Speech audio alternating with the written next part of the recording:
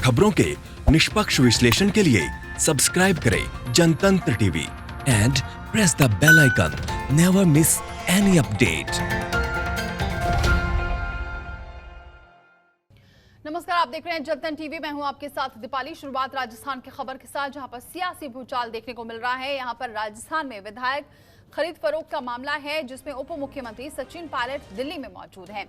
Deputy CM Sachin Pilot 22 विधायकों समेत दिल्ली पहुंचे हैं। पायलट कांग्रेस आलाकमान से भी मुलाकात करने वाले हैं। तो अब राजस्थान में ये सियासी भूचाल नजर आ रहा है, जिसमें डिप्टी सीएम सचिन पायलट फिलहाल 22 विधायकों के साथ पहुंच गए हैं दिल्ली, और दिल्ली में आलाकमान से मुलाकात करेंगे, क्योंकि अब राजस्थान में भी खरीद फरोख्त देखी जा रही थी। 2 बीजेपी के नेताओं को लिया गया था, एसओजी ने हिरासत में पूछताछ की जा रही थी, क्योंकि यहां पर बताया जा रहा था कि यहां पर लालच दिया जा रहा था। तो ऐसे में अब क्या राजस्थान में भी सियासी संकट के बादल अब मंडराने लगे हैं, गहराने लगे हैं, साफ तौर से दिख रहा है, क्योंकि सचिन पायलट पहुंचे हैं दिल्ली। और इससे पहले यहां पर ये भी कहा गया था मुख्यमंत्री के द्वारा कि यहां पर राजनीतिक मतभेद हो सकते हैं, लेकिन मतभेद नहीं हो सकते।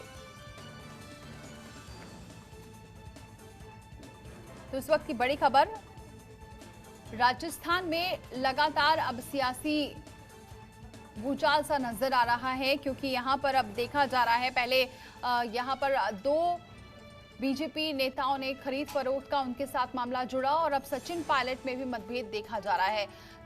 हमारे संवाददाता इस खबर पर जुड़ चुके हैं अरविंद, फिलहाल क्या जानकारी मिल रही है? क्या लग रहा है कि अब आगे आने वाले दिनों में राजस्थान में भी अब सियासी भूचाल आ सकता है?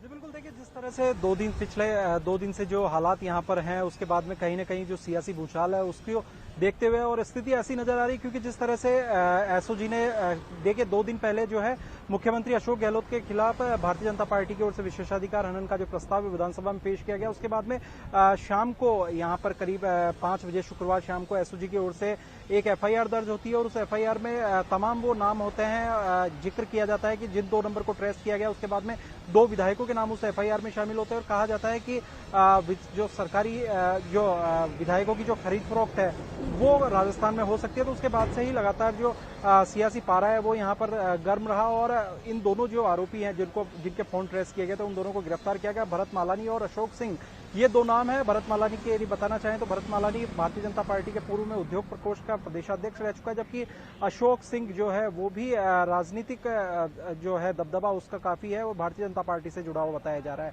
हालांकि जो सतीश पूनिया है भारतीय जनता पार्टी के प्रदेशाध्यक्ष, जब कल उनसे इस बारे में प्रेस कॉन्फ्रेंस में पूछा गया तो उन्होंने कहा कि अभी उनको इस बारे में कोई जानकारी नहीं है, लेकिन भारतीय जनता पार्टी का प्रदेशाध्यक्ष रहा है पिछले कुछ समय पहले, तो ऐसी स्थिति में भारतीय जनता पार्टी से इन्वॉल्वमेंट है। लेकिन एक बड़ी चीज यहाँ पर देखने वाली ये होगी कि चूंकि अब जो दोनों जो आरोपी है उनको रिमांड पर ले लिया गया है, रिमांड पर लेकर के अब पूछताछ की जा रही है, तो बड़ी चीज यहाँ पर ये निकल करके सामने आ सकती है कि आखिर क्या कुछ घटनाक्रम यहाँ रहा होगा, क्या कुछ अधिकारी किन नेताओं से इन दोनों का संपर्क था, क्योंकि ये हो नहीं सकता केवल 2 लोग जो है वो सरकार को गिराने का काम कर सकें। सरकार को गिराने का यदि काम होता है तो उसमें आप मानिए कि पूरा प्रदेश नेतृत्व है, केंद्रीय नेतृत्व है, उनके भी जो मंत्री हैं, तमाम चाहे बड़े नेता हैं, वो इसमें शामिल हो सकते हैं। तो उनका क्या कुछ नाम यहाँ पर सामने आ सकता है, क्योंकि राजस्थान में देखिए कांग्रेस की सरकार है, और यदि सेंट्रल की बात करें तो बीजेपी गवर्नमेंट है। तो ऐसी स्थिति में अब किन नेताओं के नाम आते हैं, ये एक बड़ी देखने वाली बात होगी, क्योंकि ये किसी भी तरह से, क्योंकि जो राजनीतिक गलियारों में जो चर्चाएं हैं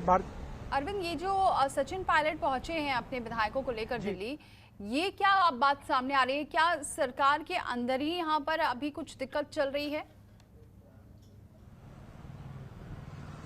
जी देखिए, सचिन पायलट जो हैं वो अक्सर दिल्ली जाते रहते हैं, और वीकेंड जो होता है वो उनका दिल्ली में होता है, क्योंकि उनकी जो पूरी फैमिली है वो दिल्ली में है। लेकिन जहां तक विधायकों के जाने का सवाल है, तो कुछ विधायकों से जिस तरह से बात हुई, चेतन डूडी जो है वो जयपुर आ चुके हैं।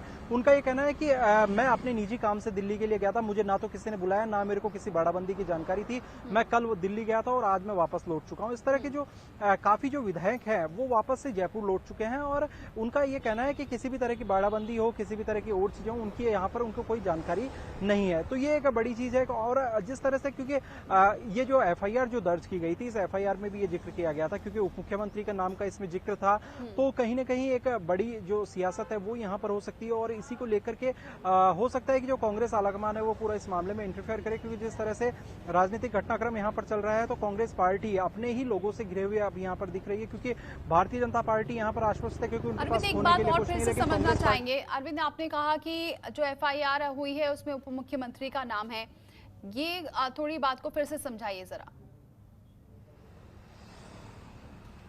जी बिल्कुल, देखिए मैं आपको बताना चाहूंगा कि ये जो पूरा जो मसला है राज्यसभा चुनाव के दौरान उठा, और राज्यसभा चुनाव के दौरान जो मुख्य सचेतक महेश जोशी, उन्होंने एक परिवाद दिया। हालांकि ये जो एफआईआर दर्ज की गई है उस परिवाद से बिल्कुल अलग है। ये एफआईआर दर्ज की गई, इसका एक मकसद ये था कि एसओजी को ये जानकारी मिली कि अवैध मादक पदार्थों की तस्करी हो सकती है, और 2 नंबर उनको मिले, और इन दोनों नंबरों को जब यहाँ पर ट्रेस किया गया, फिर उनको सर्विलांस पर रखा गया 13 जून को, तो उसके बाद से लगातार ये चीज सामने आई कि अवैध मादक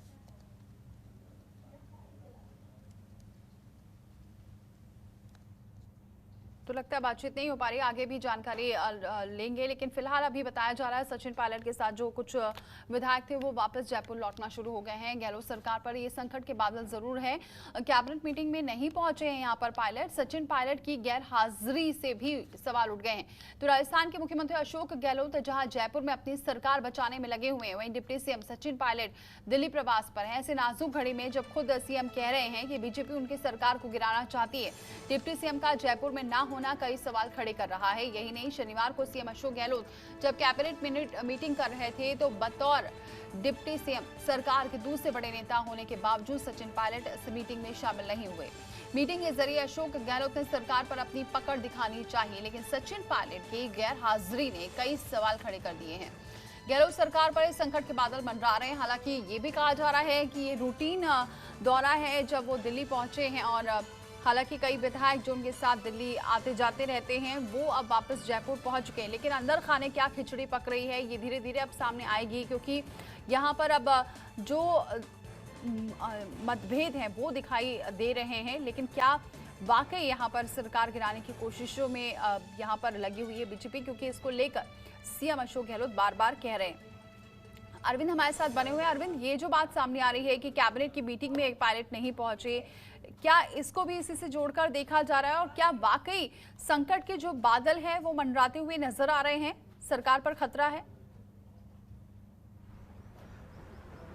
जी बिल्कुल, देखिए जो कल रात को जो मीटिंग हुई सीएम हाउस में, और इससे सीएम हाउस में जो मीटिंग हुई उसमें केवल पायलट की बात नहीं बल्कि कई जो अन्य विधायक हैं वो भी यहां पर नहीं पहुंचे। और उसका कारण ये था कि कैबिनेट मीटिंग ये नहीं थी, मंत्री एक सामान्य एक मीटिंग थी, जनरल मीटिंग थी, और इस मीटिंग के अंदर जो करीब 8 से 9 मंत्री जो है वो नहीं पहुंचे, क्योंकि अपने अपने गृह जिलों में गए हुए थे मंत्री। ऐसी स्थिति में जब अचानक मीटिंग कॉल की गई तो उसमें ये पहुंच नहीं सके।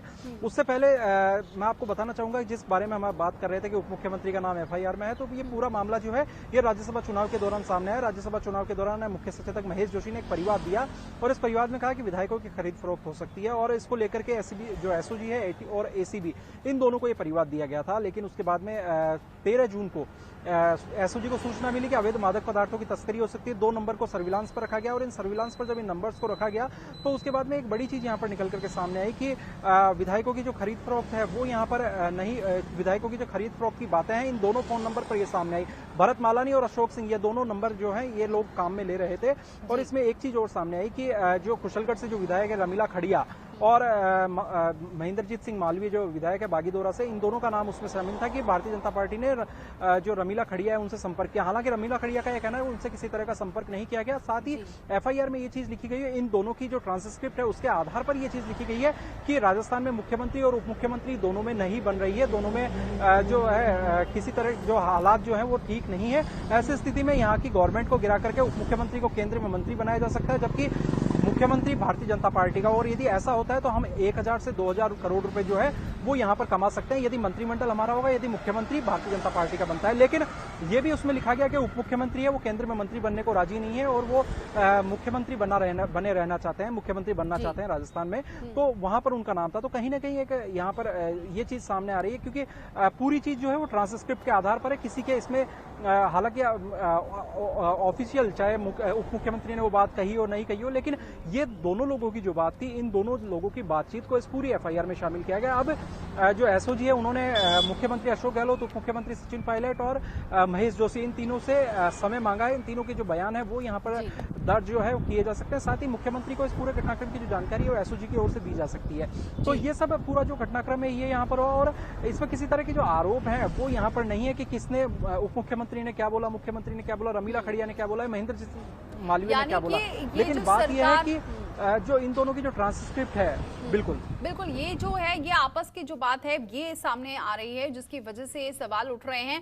लेकिन अब सरकार को अंदर अगर वाकई भीतर खाने कुछ दिक्कतें चल रही है तो उसको सुधारना होगा, वरना मध्य प्रदेश में जो हुआ है ठीक ऐसा ही राजस्थान में भी हो सकता है। ऐसे में कांग्रेस को यहाँ सतर्क रहने की जरूरत है। बहुत शुक्रिया अरविंद ये जानकारी हम तक पहुंचाने के लिए।